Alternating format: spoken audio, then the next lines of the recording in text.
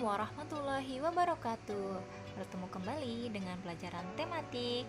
Kali ini kita akan belajar mengenai materi PPKN. Apa sih tujuannya?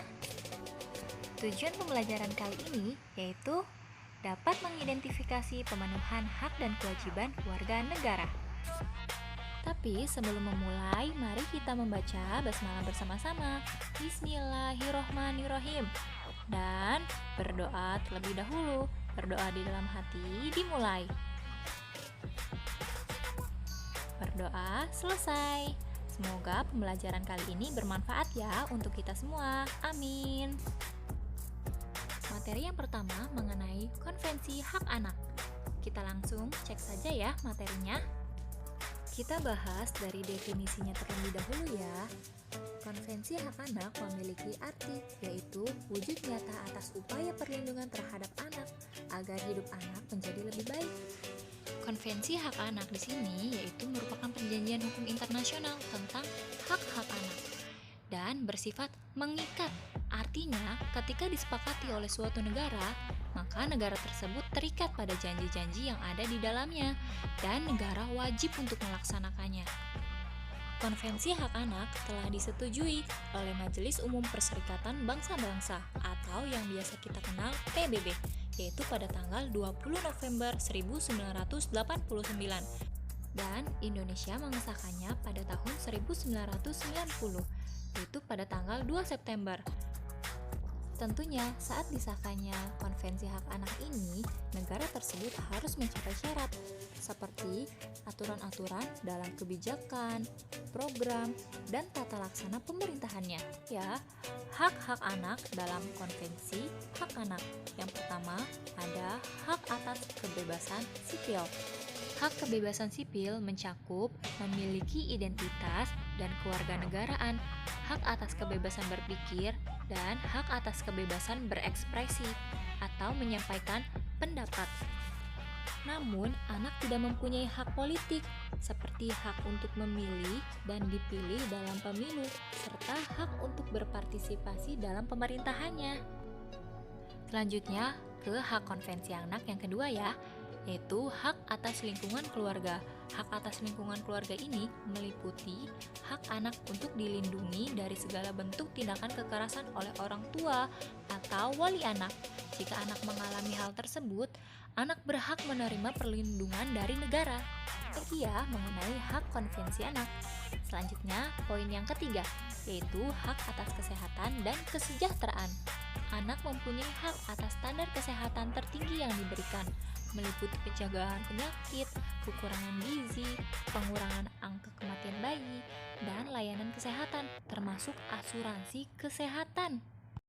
Selanjutnya, poin yang keempat, hak atas pendidikan, waktu luang, dan kegiatan budaya. Anak berhak atas pendidikan, terutama pendidikan dasar. Juga berhak untuk beristirahat, mempunyai waktu luang untuk bermain dan berkreasi, serta berhak untuk terlibat aktif dalam kegiatan budaya di dalam masyarakat. Dan yang terakhir, Konvensi Hak Anak, yaitu hak atas perlindungan khusus. Anak berhak mendapatkan perlindungan khusus bagi kelompok tertentu, seperti pengungsi anak, anak yang bermasalah dengan hukum, dan anak dari kelompok minoritas atau masyarakat adat terasing. Mengapa demikian? Karena bagi semua anak, anak berhak untuk mendapatkan perlindungan dalam situasi perang, dari eksploitasi ekonomi, dari penyalahgunaan narkoba, dari kekerasan seksual, serta dari penjualan, penculikan, dan perdagangan anak. Setelah belajar mengenai Konvensi Hak Anak, kalian kerjakanlah halaman 27 bagian jawablah pertanyaan berikut ini. Kerjakanlah dengan on time dan kumpulkan pada wali kelasmu ya. Materi yang kedua, yaitu mengenai hak dan kewajiban warga negara. Oke, kita ulas kembali ya, apa hak dan kewajiban itu? Hak merupakan sesuatu yang harus diterima oleh seseorang, sedangkan kewajiban yaitu beban untuk melakukan atau memberikan sesuatu yang memang semestinya dilakukan atau diberikan. Jadi, hak dan kewajiban bersifat mutlak milik orang yang berkepentingan dan terikat satu dengan yang lainnya. Artinya, hak dan kewajiban tidak dapat dipisahkan dan harus dilaksanakan secara seimbang. Dalam hubungan negara, pemerintah dan warga negara harus memahami posisi masing-masing, seperti hak dan kewajiban warga negara terhadap negara ataupun sebaliknya. Di sini kita bahas mengenai hak dan kewajiban negara terhadap warga negara terlebih dahulu ya. Yang pertama, ada hak negara terhadap warga negara. Poin A, hak memaksa, yaitu hak untuk memaksa peraturan-peraturan. Poin B, hak memonopoli, yaitu hak untuk memonopoli dalam menetapkan tujuan bersama dari masyarakat. Poin C, yaitu hak mencakup semua, di mana hak untuk mencapai tujuan negara seperti menciptakan ketertiban, kedamaian, dan kesejahteraan untuk semua masyarakat. Selanjutnya yang kedua, mengenai kewajiban negara terhadap warga negara. Ada 3 poin juga di sini ya. Yang pertama, ada membuat dan menetapkan peraturan. Kedua, melaksanakan pengawasan. Dan yang terakhir, menjamin, melindungi, dan memelihara hak-hak warga negara. Kita beralih pada hak dan kewajiban warga negara terhadap negara. Sebelum itu, kita bahas hak yang telah ditetapkan pada hak asasi manusia atau HAM ya.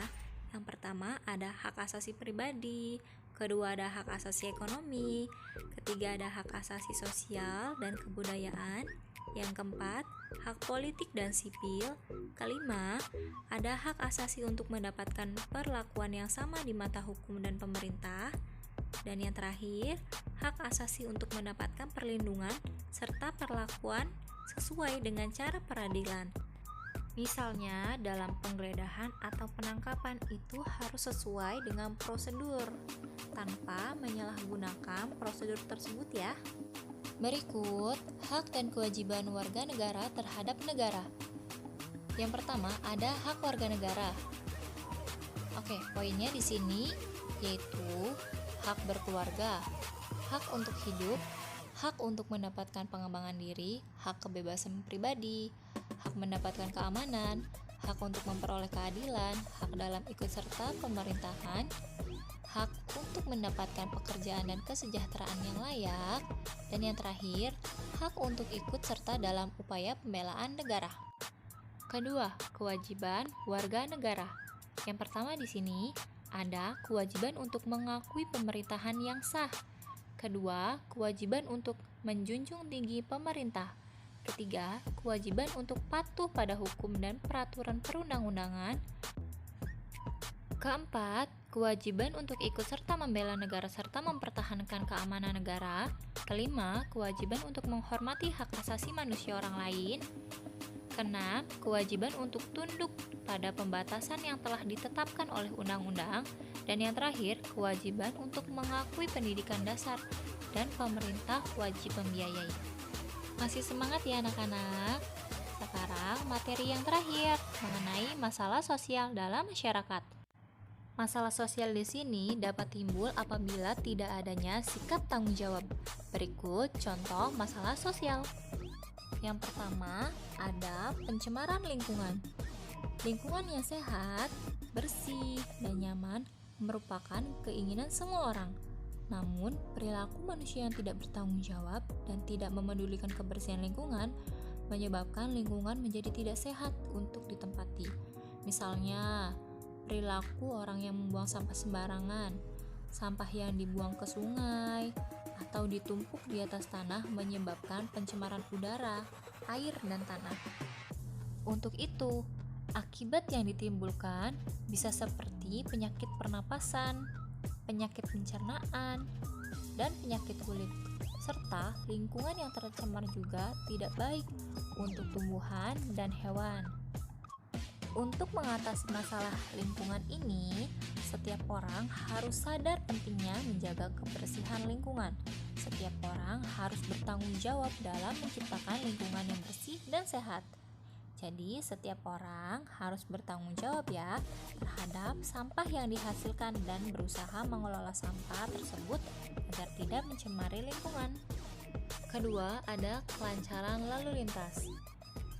Kelancaran lalu lintas di sini berkaitan dengan sarana dan prasarana yang terdapat di jalanan dan angkutan umum, di mana sarana dan prasarana ini dibutuhkan masyarakat untuk menunjang aktivitasnya. Namun, bagi pengguna jalan yang tidak bertanggung jawab, dapat mengganggu kelancaran lalu lintas. Tentu saja, akibatnya bisa terjadi kemacetan atau bahkan kecelakaan lalu lintas. Misalnya, angkutan umum yang berhenti di jalur padat kendaraan dapat menyebabkan kemacetan. Atau ketika lampu merah, para pengendara tidak diperbolehkan melewati zebra cross karena zebra cross merupakan hak bagi para pejalan kaki. Yang ketiga, yang terakhir, tindak kejahatan. Tindak kejahatan yaitu pelaku tindak kejahatan tentu saja tidak memiliki nilai moral sebagai seorang manusia dan tidak memiliki tanggung jawab sebagai bagian dari masyarakat. Akibatnya, seseorang yang melakukan tindak kejahatan tersebut dapat meresahkan warga masyarakat. Oleh karena itu, semua orang, terutama polisi dan petugas keamanan, berkewajiban menumpas tindak kejahatan dan bertanggung jawab menjaga keamanan masyarakat. Setiap orang pun harus bertanggung jawab dan memiliki kesadaran untuk patuh pada hukum yang berlaku. Hebat bagi AATT yang menyimak video ini tanpa skip dari awal sampai akhir. Yang terakhir, ada tugas yang kedua. Kerjakanlah halaman 124 ya. Jangan lupa, kumpulkan ke wali kelas masing-masing. Dan jangan menunda-nunda, oke? Sekian pembelajaran dari Ibu mengenai materi PPKN. Wassalamualaikum warahmatullahi wabarakatuh.